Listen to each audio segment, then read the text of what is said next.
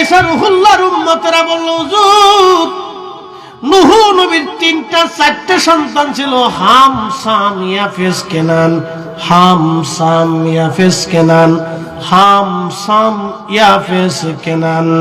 কেনান মহাপ্লাবনে মারা গেল, হাম সাম ইয়াফেস 3 জন বেঁচে রইল। হামের বংশধর হলো আরবরা, সামের বংশধর হলো আজমিরা। পৃথিবীতে অনেক ধর্ম আছে, খুব মনোযোগ দিবে। হিন্দু ধর্ম, যেটাকে আসলে হিন্দু তো কোনো ধর্মের নাম না, সনাতন। সনাতন, জৈন, শিখ, মাজুসি, ইয়াহুদি, নাসারাদেরকে খ্রিস্টান বলা হয়। এরপরে বৌদ্ধ, আরো যত পৃথিবীতে অনেক অনেক ধর্ম আছে। প্রত্যেক ধর্ম এক একটা বিশ্বাস নিয়ে ধর্ম পালন করে। আমাদের মুসলিমদেরও কিছু বিশ্বাস আছে, যেমন সনাতনীদের বিশ্বাস হচ্ছে আবার আসিব ফিরে, ধানসিঁড়িটির তীরে, নবান্ন এই বাংলায় হয়তো শালিকের বেশি।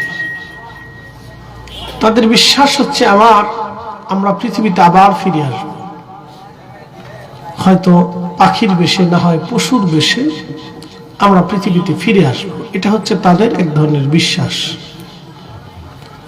আমাদের বিশ্বাসে হায়াত শেষ হয়ে গেলে মরতেই হবে, এবং চলে গেলে ফিরে আসার আর কোনো ব্যবস্থা।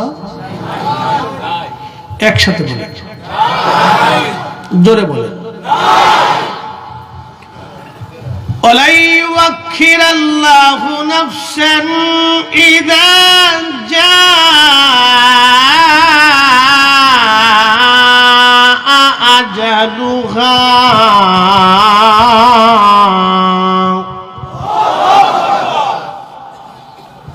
আজকে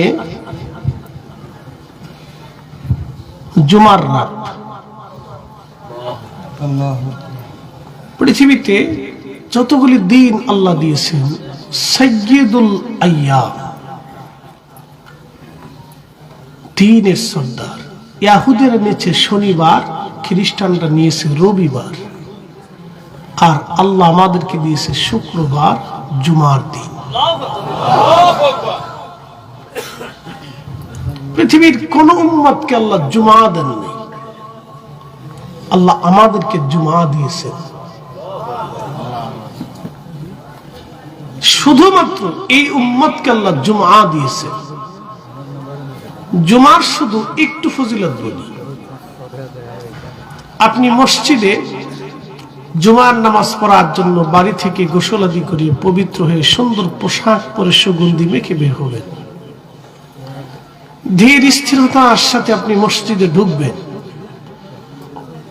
আদবের সাথে ইমাম সাহেব হুজুরের কাছাকাছি বসবেন, চেষ্টা করবেন।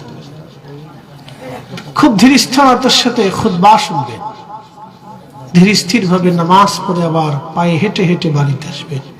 সুনান তিরমিজিতে আল্লাহর হাবিব বলতেছেন, উম্মত প্রত্যেক কদমে কদমে 1 বছর করে ইবাদত করলে এবং 1 বছর ধরে রোজা রাখলে যে নেকি হবে, আমার উম্মতের আমলনামা শুধু জুমার জন্য মসজিদে যাইতে আসতে প্রত্যেক কদমে কদমে কদমে কদমে 1 বছরের নেকি আল্লাহ আমলনামায় লিখে দেবে।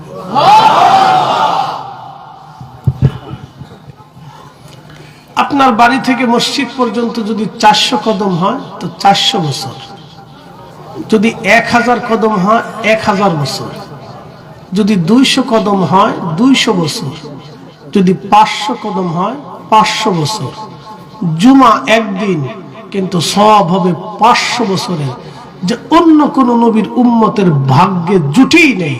শুধু আমাদের নবীর উম্মত হওয়ার জন্য আল্লাহ এই মর্যাদা দিয়েছে। উম্মতের যদি এই মর্যাদা হয় তো রাসূলের মর্যাদা কত? ওই নবীর ইজ্জতকে যারা ছোটখাটো করে দেখে, আমরা তাদেরকে কখনোই মেনে নিতে পারবো না। কথা বলেন ঠিক না বেটে?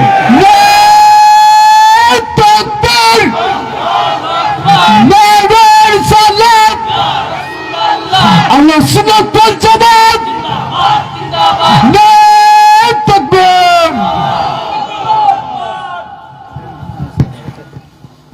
আমাদের এক ভাইরা আছে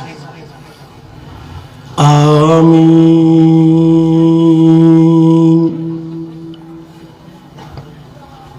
আমিন নিয়ে তেমন কোন জঞ্জাল নাই। শাফিঈ মাযহাবের অনুসারীরা বলে আমিন জোরে বলা সুন্নাত, হানাফি মাযহাবের অনুসারীরা বলে আমিন আস্তে বলা সুন্নাত। তফাৎটা শুধু সুন্নতের। এদের সাথে আমাদের দ্বন্দ্ব হচ্ছে বিশ্বাসগত। তারা বলে থাকে মুহাম্মদ সাল্লাল্লাহু আলাইহি ওয়াসাল্লামের বাবা এবং মা দুইজন কাফের ছিল, তারা জাহান্নামী। এ মুসলমান ভালো করে বুঝবেন, এটা আপনাকে বুঝতে হবে। আমিন নিয়ে তেমন কোনো ঝগড়া না। হারামাইন শরীফাইনের লক্ষ লক্ষ হাজিরা আমিন জোরে বলতেছে। তো সমস্যা তো বিশ্বাস নেই। যারা আমাদের ইমানের কলিজাতে হাত দিতে পারে আমরা কখনোই মেনে নেব না। যারা রাসূল করিমের আব্বা আম্মাকে জাহান্নামী এবং কাফের মুশরিক মনে করবে আমরা তাকে কখনোই মেনে নিতে পারবো না। কেন? কোরআন বলতেছে ইন্নামাল মুশরিকুনা নাজাসুন, প্রত্যেক মুশরিকরা নাপাক। আল্লাহ রাসূল করিমকে কোন নাপাক দেহের মাধ্যম দিয়ে, রেহেমের মাধ্যম দিয়ে আল্লাহ তার নবীকে পৃথিবীতে আনতেই পারে না। এই বিশ্বাস নিয়ে যদি আপনি লক্ষ বছর ইবাদত করেন, আল্লাহর কসম করে বলি জান্নাত তো দূরের কথা, সুঘ্রাণও কোনোদিন পাবেন না। আপনি জানেন একজনে হেরেমে নামাজ পড়বে, মাকাম ইব্রাহিমে নামাজ পড়বে, রিয়াজুল জান্নাতে নামাজ পড়বে, মরার সময় যদি তাকে কাবার গিলাফ দিয়ে কবর দেওয়া হয়, আর সে যদি বিশ্বাস করে রাসূলের আব্বা আম্মা কাফের ছিল, তারা জাহান্নামে চলে গেছে, এই বিশ্বাস নিয়ে কোন মুসলমান যদি লক্ষ বছর ইবাদত করে, কসম খোদার করে বলতেছি সে মরবে, মৃত্যু হবে, ইবাদত হবে, তাহাজ্জুদ হবে, জিকির হবে, কিন্তু জান্নাত হবে না। কারণ সে দরবারে সালাতে বেয়াদবি করেছে। কথা বলেন ঠিক না?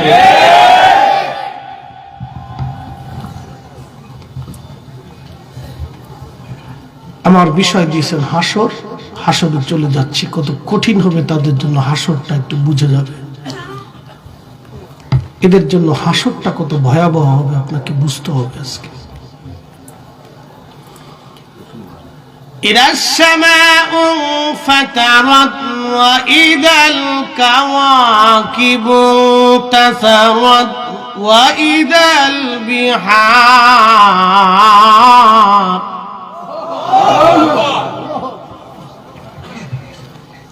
ইদাস সামাউ ফাতারাত, আসমান ভেঙে ভেঙে পড়তে থাকবে। আহা, কোথায় পালাবেন সেই দিন?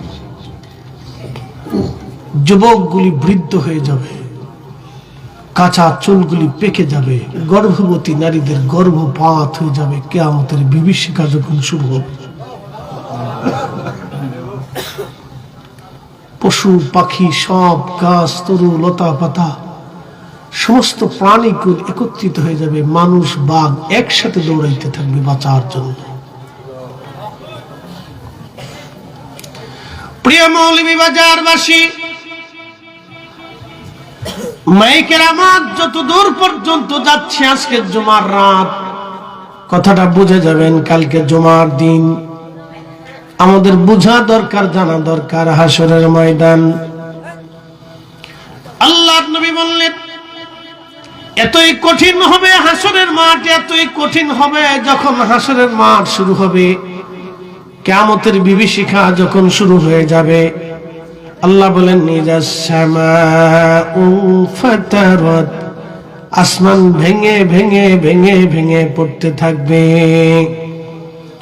ওয়া ইদাল কাওয়াকিবু তাসারাত, নক্ষত্রগুলি ভেঙে ভেঙে খান খান হয়ে ছড়িয়ে ছিটিয়ে ধ্বনিত পশমের মতো ওরা শুরু করবে। আমরা যে পৃথিবীতে বাস করি, এই পৃথিবীটা 13 লক্ষ পৃথিবী এক জায়গা করলে যত বড় হবে একটা সূর্য তত বড়। আহা, সেই সূর্যটা একটা জগতের মধ্যে বাস করে, এটার নাম মিল্কি ওয়ে, বাংলায় বলে ছায়াপথ। এই ছায়াপথের মধ্যে নক্ষত্র আছে 10,000 কোটি। এই 10,000 কোটি নক্ষত্রের ভিতরে একটা নক্ষত্রের নাম হচ্ছে ব্ল্যাক হোল, যেটাকে অন্ধকার গহ্বর বলা হয়। বিজ্ঞান বলতেছে এই অন্ধকার গহ্বরের রাডারের ভিতরে যদি 200 কোটি সূর্য ছেড়ে দেওয়া হয়, মাত্র 2 মিনিটের মধ্যে 200 কোটি সূর্য নিশ্চিহ্ন হয়ে যাবে। কোনোদিন সূর্য খুঁজে পাওয়া যাবে না। এত বড় দানবীয় নক্ষত্র আল্লাহ সৃষ্টি করেছেন। এই নক্ষত্রগুলি ভেঙ্গে ভেঙ্গে ভেঙ্গে ভেঙ্গে পড়তে থাকবে রবের আইনে, আল্লাহর বিধানে। এই নক্ষত্রগুলি ভেঙ্গে ভেঙ্গে যাবে। বিজ্ঞান বলতেছে মিল্কি ওয়ের মতো পাশে আরেকটা মহাবিশ্ব আছে। এই মহাবিশ্বের নাম হচ্ছে গ্যালাক্সি। এই গ্যালাক্সির ভিতরে 10,000 কোটি নক্ষত্র দিয়ে আল্লাহ এই গ্যালাক্সি সাজিয়েছেন। খালি চোখে 40 কোটি নক্ষত্র দেখা যায়। টেলিস্কোপ দিয়ে, দূরবীক্ষণ যন্ত্র দিয়ে আরো অনেক নক্ষত্রমালা আপনি দেখতে পারবেন। আহা, এই মহা সৃষ্টি সেই দিন ভেঙ্গে ভেঙ্গে পড়তে থাকবে। রব্বুল আলামিন বললেন ওয়াইদাল বিহারু ফুজ্জিরাত, সমুদ্র উদ্বেলিত হবে। সমুদ্রের সমস্ত পানিগুলি জমিনের উপরে আছাড় মারবে। আপনারা শুনেছেন ইন্দোনেশিয়ার সুনামি। সেই সুনামির কথা আপনাদের মনে আছে কিনা আমাদের জানা নাই। ইন্দোনেশিয়ার সেই সুনামিতে সমুদ্রের নিচে ভূমিকম্প হলো। ভূমিকম্প হওয়ার কারণে সমুদ্র উদ্বেলিত হলো, উঁচু হয়ে গেল সমুদ্রের তলদেশ। আর সমুদ্রের পানিগুলি আছাড় মারল ইন্দোনেশিয়ার বালি দ্বীপে। 2 লক্ষ মানুষ সমুদ্রের পানি ভাসিয়ে নিয়ে চলে গেল। ইন্দোনেশিয়া, মালয়েশিয়া, ভারত, এরপরে আপনি যদি দেখেন থাইল্যান্ড থেকে শুরু করে ইন্দো প্যাসিফিক অঞ্চলগুলিতে, সমুদ্রের দ্বীপ অঞ্চলগুলিতে লক্ষ লক্ষ মানুষ ভাসিয়ে নিয়ে চলে গেল সমুদ্র। যারা সমুদ্রের কিনারে উলঙ্গ হয়ে অর্ধ উলঙ্গ হয়ে গোসলে নেমেছিল আনন্দ করার জন্য, আমার আল্লাহ তাদেরকেও ভাসিয়ে নিয়ে চলে গেলেন। মৌলভী বাজারের মানুষ, আল্লাহর কালাম কতই চমৎকার, কতই সুন্দর, কি সুন্দর করে আমার রব জানিয়ে দিলেন ওয়াইদাল বিহারু ফুজ্জিরাত ওয়াইদাল কুবুরু বুসিরাত। ওই সমুদ্র উদ্বেলিত হবে, আকাশ ভেঙে পড়বে, সমুদ্র খান খান হয়ে যাবে, জমিন ফেটে ফেটে বের হতে থাকবে। মানুষগুলি পাগলের মতো পালানোর চেষ্টা করবে। ওই মুহূর্তটা সন্তান মা ভুলে যাবে, মা সন্তান ভুলে যাবে, ভাই ভাইকে ভুলে যাবে। সবাই নিজে বাঁচার জন্য চেষ্টা করতে থাকবে। আমার রব বলে দিলেন হাবিব উম্মতকে জানান, কুল ইন্নাল মাউতাল্লাযী তাফিরুনা মিনহু ফাইন্নাহু মুলাকীকুম। হুজুর আপনি জানিয়ে দেন, মৃত্যু থেকে আমার উম্মত, আমার বান্দারা পালায়। ও নবী বলে দেন, মৃত্যু থেকে যতই পালানোর চেষ্টা করুক তারা পালাইতে থাকবে, কিন্তু পালাইতে পারবে না। এই মৃত্যু তার সাথে মোলাকাত করবে, এই মরণ তার সাথে দেখা করবে। মৌলভীবাজারবাসী খুব মনোযোগ দিবেন। এ মা বোনেরা, সময় কম, কথা হবে অনেক বেশি। বাজান আমার দিয়েছেন কিয়ামতের বিভীষিকা, বলে দিয়ে যাচ্ছি আজ আপনাদের। এই সময় বৃদ্ধ একেবারে বৃদ্ধ হয়ে যাবে, জোয়ান যারা যুবক থাকবে তারা বৃদ্ধ হয়ে যাবে, চুল দাড়িগুলি ভয়ে পেকে যাবে। কোন নারীর যদি গর্ভে বাচ্চা থাকে, নবীজি বললেন কিয়ামতের এই বিভীষিকায় বাচ্চা বের হয়ে যাবে। কি কঠিন হবে সেই দিন। ভয়ে বাচ্চা বের হয়ে যাবে, সবাই বাচ্চার জন্য পালিয়ে বেড়াইতে থাকবে, কিন্তু পালানোর সুযোগ নাই, পালানোর সুযোগ নাই, পালানোর সুযোগ নাই। পালানোর মতো কোনো রাস্তা হবে না সেই দিন। চারিদিক থেকে বিভীষিকা উড়ে উড়ে আসতে থাকবে। কি কঠিন হবে সেই দিনটা। পালানোর কোনো রাস্তা নাই, কোনো সুযোগ সেই দিন হবে না। এমন বিবাচারবাসী মনোযোগ দিয়ে কথাগুলি শুনে যাবেন বাবা মায়েরা। কোরআনে রব্বুল আলামিন বললেন ওয়াইদাল কুবুরু বুসিরাত, কবর উদ্দোলিত হয়ে যাবে। কবর থেকে মানুষ বের হইয়া, সেদিন কবর থেকে সমস্ত মানুষগুলি বের হতে থাকবে। বের হয়ে হয়ে হাসরের ময়দানে আল্লাহর দিকে সব দৌড়াইতে থাকবে, রবের দিকে দৌড়াইতে থাকবে। আল্লাহ বললেন তারুজুল মালাইকাতু ওয়ার রূহু ইলাইহি ফি ইয়াউমিন কানা মিকদারুহু 50 আলফ সানা। রূহগুলি, মানুষগুলি যেদিন রবের দিকে দৌড়াইতে থাকবে, সমস্ত ফেরেশতারা দৌড়াইতে থাকবে, জিনেরা দৌড়াইতে থাকবে, সমস্ত মাখলুক উঠে উঠে হাসরের ময়দানের দিকে দৌড়াইতে থাকবে। সেই দিনটা কত বড় হবে। কোরআনে রব্বুল আলামিন বললেন সেই দিনটা দুনিয়ার এক এক সেকেন্ড করে 60 সেকেন্ডে 1 মিনিট হয়, এক এক মিনিট করে 60 মিনিটে 1 ঘন্টা হয়, এক এক ঘন্টা করে 24 ঘন্টায় দিন ও রাত হয়, 24 ঘন্টার দিন ও রাতে 365 দিন একটা বছর হয়।